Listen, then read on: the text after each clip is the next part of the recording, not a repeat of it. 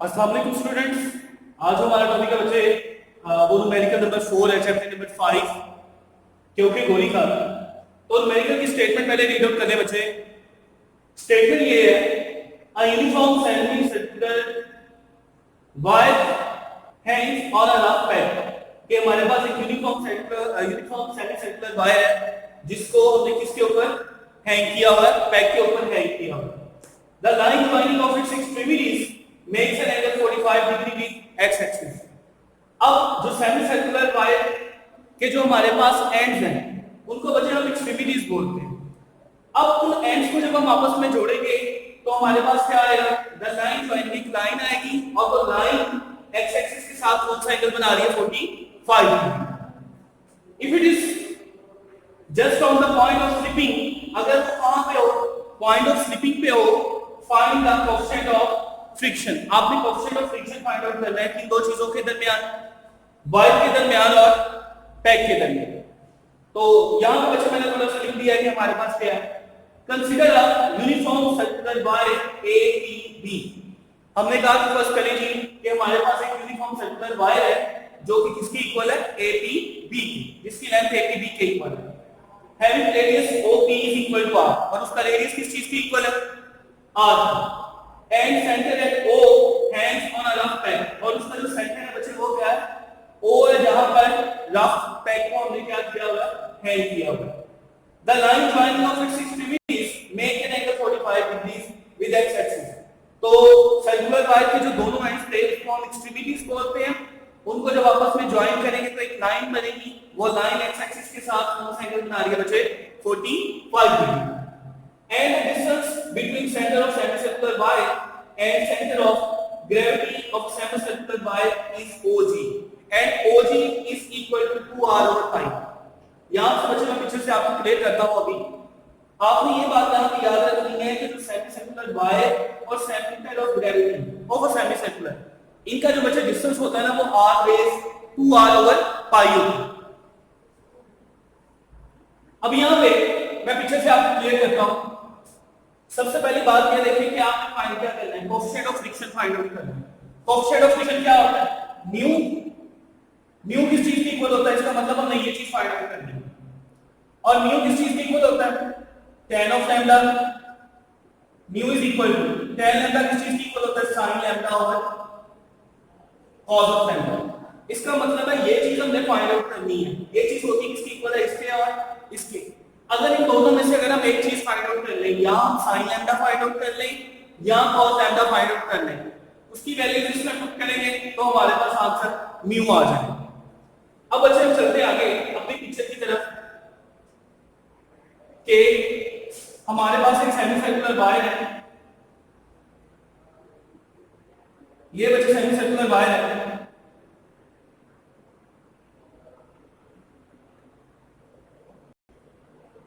इसको कर लेंगे। ये हमारे पास एक सेमी सर्कुलर वायर है, ये पॉइंट P है जहां पे वो क्या किया हुआ है, हमने हैंग किया हुआ, ये पैक है। अब ये सेमी सर्कुलर वायर का ये जो पॉइंट है बच्चे, इसको A का नाम दे, ये जो पॉइंट है इसको B का नाम दे। ये जो A और B है ना, इसको हम बच्चे एक्सट्रीमिटीज बोलते हैं। अब इनको आपस में मिला दे, लाइन ज्वाइन कर दे, ये चीज हो गई। अब उसने कहा था कि एक्सट्रीमिटीज को जो लाइन मिलाती है वो x एक्सिस के साथ कौन सा एंगल बनाती है, x एक्सिस 45 डिग्री। तो अब बच्चे आप कहेंगे कि सर आपने ये जो पिक्चर बनाई है सेमी सर्कुलर वायर है, आपने इसको इस तरह से ही हैंग क्यों किया, हम इसको इस तरह से जो सेमी सर्कुलर वायर को हैंग कर सकते हैं। तो इसकी वजह बच्चे ये है कि देखें सेमी सर्कुलर वायर को हैंग इस वजह से इस तरह से किया क्योंकि उसका जो वन एंड था वो क्या कर रहा है, एक्स एक्सिस के साथ एंगल 45 डिग्री बना रहा है। जब हम इस तरह से बनाएंगे पिक्चर तो कोई भी उसका जो एंड है वो 45 डिग्री एंगल नहीं बनाएगा। इसके बाद बच्चे देखें uniform circular semi circular wire. तो जब भी यूनिफॉर्म का वर्ड यूज होता था तो मैंने आप लोगों से कहा था कि जो वेट होता है बॉडी का वो किस तरफ लाई करता है, मिड पॉइंट पे होता है। तो इसका मतलब है कि इसका जो ये पॉइंट कौन सा हो गया बच्चे, वो कौन सा हो गया, पॉइंट ओ ए बी, इसका डायमीटर ओ से लेकर ए तक का डिस्टेंस, ओ से लेकर बी तक का डिस्टेंस, ये क्या हो जाएगा, रेडियस हो जाएगा। अब इसका बच्चा देखिए ये जो लाइन है पैक वाली, इसको इसके साथ मिला दें, ये भी इसका क्या हो गया, रेडियस हो गया। अब यहाँ पे अब जाहिर बात है कि जो बॉडी यहाँ पे है इसका जो रेडियन है सेमी सर्कुलर वायर का, वो किस डायरेक्शन में होगा, डाउनवर्ड डायरेक्शन में होगा। अब मुझे यहाँ पे देखिए जरा गौर करें, ये सेमी सर्कुलर वायर स्पाइक के ऊपर क्या है रिएक्शन, उस सेक्शन के नतीजे में क्या होना, रिएक्शन। तो रिएक्शन कैसे किस तरह होगा,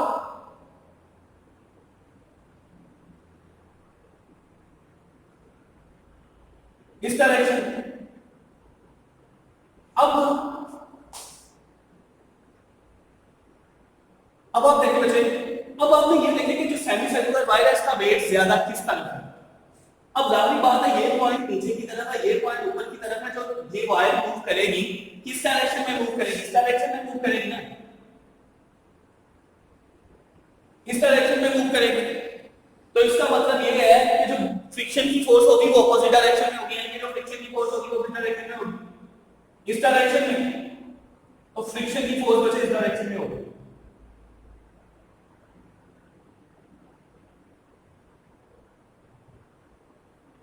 F is equal to mu R, इस डायरेक्शन में होगा। अब बच्चे यहाँ पे इसका मतलब ये है कि ये जो फ्रिक्शन है ये किस डायरेक्शन में है, बॉडी की टेंजेंट डायरेक्शन में है। ये पॉइंट हमारे पास क्या है, पॉइंट P। अब आपको पता है कि जो हमारे पास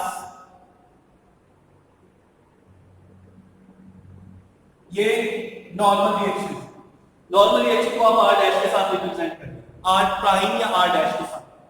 बच्चे फ्रिक्शन के नॉर्मल परपेंडिकुलर, अभी हम क्यों फाइंड आउट कर रहे हैं, रिएक्शन और नॉर्मल रिएक्शन के दरमियान जो एंगल बनता है वो एंगल ऑफ फ्रिक्शन होता है, और उसको हम रिप्रेजेंट करते हैं लैम्डा के साथ। अब जरा गौर करें, ये कॉरेस्पॉन्डिंग एंगल जो होते हैं बच्चों क्या होते हैं, सेम होते हैं। तो इसका मतलब है यहां पर ये एंगल क्या बनेगा, एंगल लैम्डा बनेगा। अब इसके बाद बचे ये सेंटर ऑफ ग्रेविटी, ये वाला पॉइंट जी, इसको आप जी का नाम दे दें, इनको आपस में मिला दें।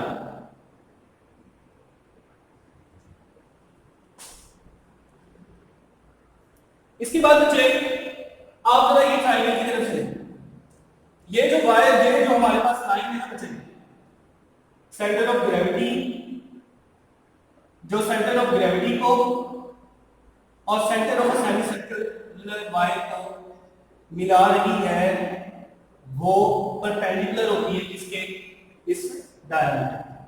अब जरा गौर कीजिएगा, यहां पे एंगल 45 डिग्री बन रहा है, तो यहां पे एंगल कितना बन रहा है,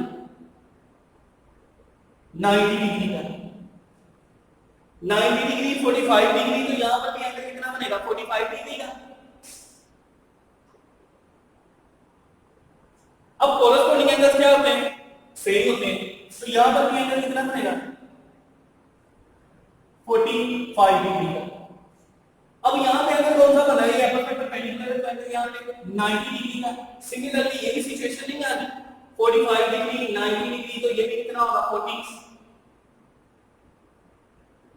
डिग्री। अब फिर कॉरेस्पॉन्डिंग एंगल्स यहां पे 45 डिग्री। क्लियर होगी बात बच्चों। अब यहां पे हम लेट्स सपोज कर लेते हैं यहां 45 डिग्री हो गई। अब हम फर्स्ट कर लेते हैं जो रेडियस है हमारा r इज इक्वल टू वो a के इक्वल है, लिखें यहां पे let r is equal to a। Radius है, इसका मतलब यहां से लेकर यहां तक का डिस्टेंस भी a होगा, यहां से लेकर यहां तक का डिस्टेंस भी a होगा, o से लेकर p तक का जो डिस्टेंस होगा वो भी बच्चे कितना होगा, a होगा। तो यहां पे लिख दिया r is equal to a, ठीक है। अब इसके बाद नेक्स्ट आप यहां पे इस ट्रायंगल पे चले जाए, यहां पे मैं बता रहा हूं तो ये जो पिक्चर है इसको देखिएगा, ये पॉइंट हमारे पास ये था एक लाइन, इसके बाद एक लाइन ये पॉइंट हमारे पास बचे जी है, ये पॉइंट हमारे पास पी है, ये पॉइंट हमारे पास ओ है, ये चीज ए है, यहां पे एंगल लैम्डा बन रहा है, यहां पे एंगल 45 डिग्री बन रहा है।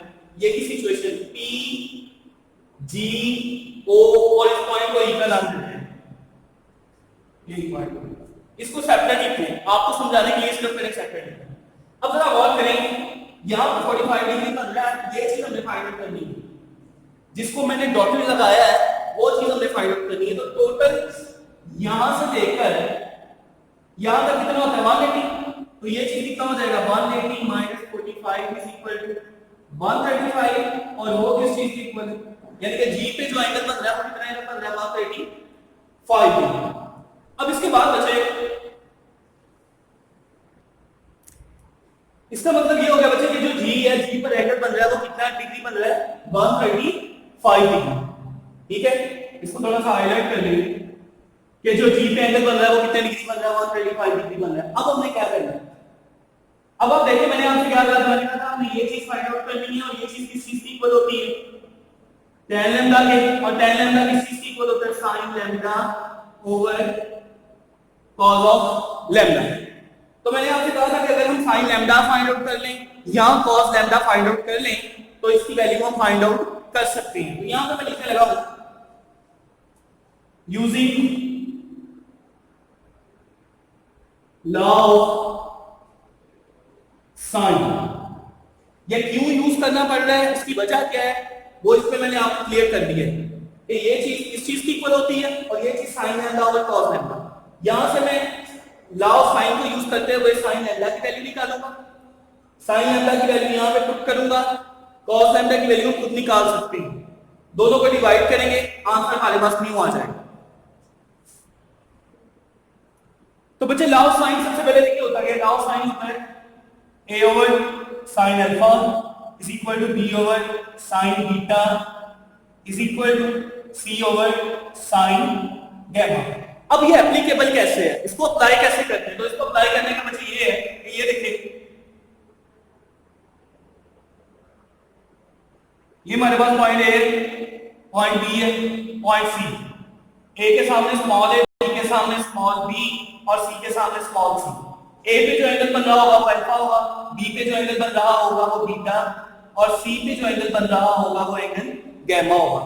अगर आप इसको देखें तो क्या है कि जो कॉरस्पॉन्डिंग साइड है वो अपने सामने वाले एंगल के साथ क्या करें, दोनों के दरमियान रेशियो है, ए और अल्फा के दरमियान, बी और बीटा के दरमियान, सी और गामा के दरमियान। सिमिलरली यही सिचुएशन आप इधर लेके जाए, जरा गौर करें, यही पिक्चर में क्लियर करने लगा हूं यहां पे आपको कि ये चीज बचे है हमारे पास,